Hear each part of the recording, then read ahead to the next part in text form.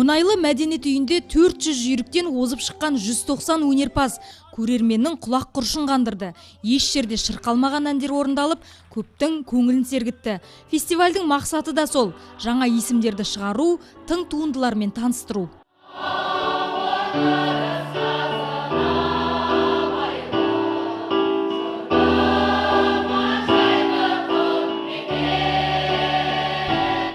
Біздер бірінші Мұнайлы аудандық Мұнайлы жұлдыздар фестивалін өткіздік.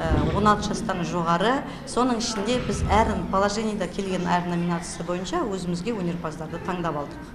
Ол хор ұжымы, жаңадан құрылған әжелер ансамблі болады, оркестрдің ішінде де жаңа өнерпаздармен қамтыдық, домбырашылар ансамблінің ішінде жаңа өнерпаздар бар. Сілтідей тынған залда масаның ызыңы да естілген жоқ. Себебі құйқылжыған дауыс, әуелеген әуен жұртшылықтың жүрегіне жетті. Жас орындаушылар мен жас композиторлар фестивальді үлкен мүмкіндік ретінде қарастырады. Бүгінгі додаға өзім сазгер ретінде және әнші ретінде, эстрадалық әнші ретінде қатысып жатырмын. Өзімнің әнім, өзімнің туындым, сөзі Бекзат Қосайдың сөзіне жазылған, өзімнің жеке әнім.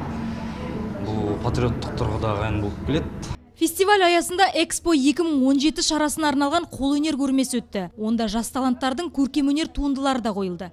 Туған жер, отан тақырыбындағы бұйымдарды жиналған жұртшылық қызығушылықпен тамашалады. Қазылар алқасы өңірдің өнер майталмандары мен мәдениет қызметкерлерінен құралды. Алда бүкіл Маңғыстау облысынан іріктелген өнерлілер додасы өтеді. Айсар Айтман, Нұрлан Өтеген, Айнақпарат.